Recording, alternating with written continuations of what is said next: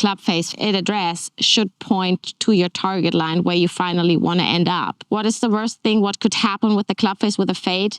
This is my recommendation. Use a fade.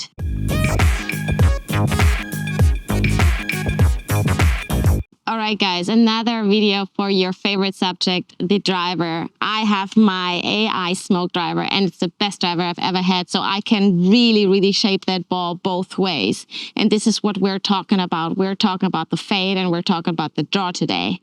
And of course, the fade and the draw on purpose, not by accident, right? I have to say I love the fade, and I know a lot of amateurs, they so would like to have the draw because in their mind the draw is running more and the draw is longer. But finally, if you hit your fade in a really good way, it will not be so much shorter than you think. So, but the fade is so much more controllable when you have a really tight hole. A little fade, which is working 5 yards, is gonna hit every fairway. Instead, compared to the draw, if you have a super dry fairway, it can run forever to the left, and it might end up in the rough as well. So the control with the draw, I would, in comparison with the fade, is certainly less than with the fade. So first of all, I would like to show you my favorite, which is the fade.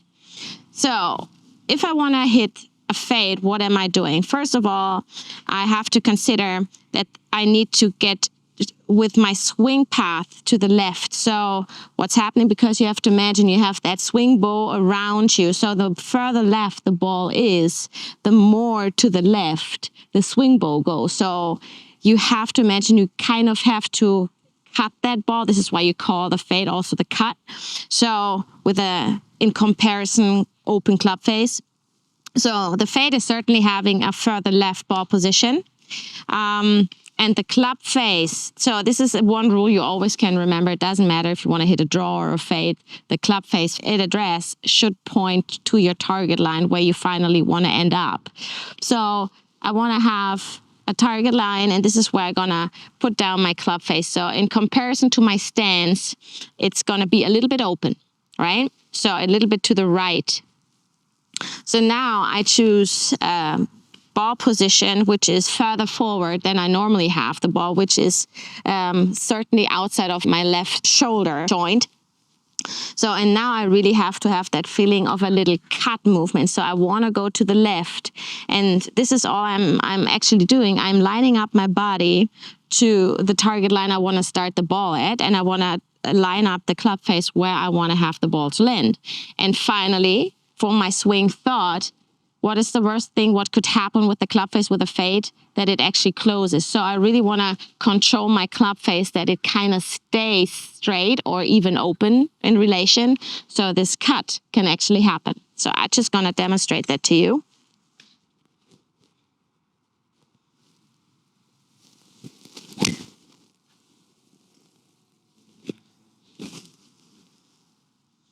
So that was certainly starting to the left and cutting to the right. Now we're talking about the draw. Teeing up height, it's kind of the same for me because we're just talking about the shape now. We're not talking about the height. So I've been talking about this swing bow before. And so I told you with the fade, the further left the ball is, the further I get into that swing bow to the left. So if I actually want to come or want to approach that ball a little bit more from the inside plane, I have to put the ball further away my stance, which is obvious. So it actually goes into that side of that bow.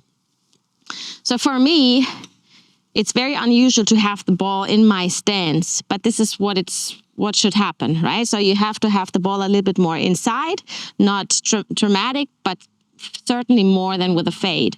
So now the same game again. The body will be pointing where you actually want to have the ball to start, and the club face is pointing to where you want to have the ball to land.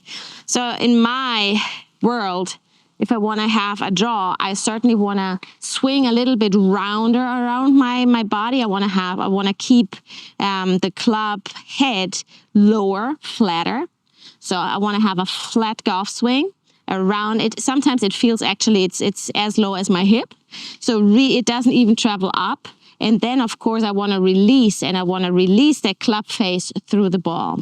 So let's demonstrate that to you. Okay, club face where I want to go. I want to be slightly closed, and you have to remember not only the feet, also the upper body needs to be to the right, which is very, unusual that it actually has to stay so far to the right, but that you really have to do. And all you do, swing around your body and let your club go.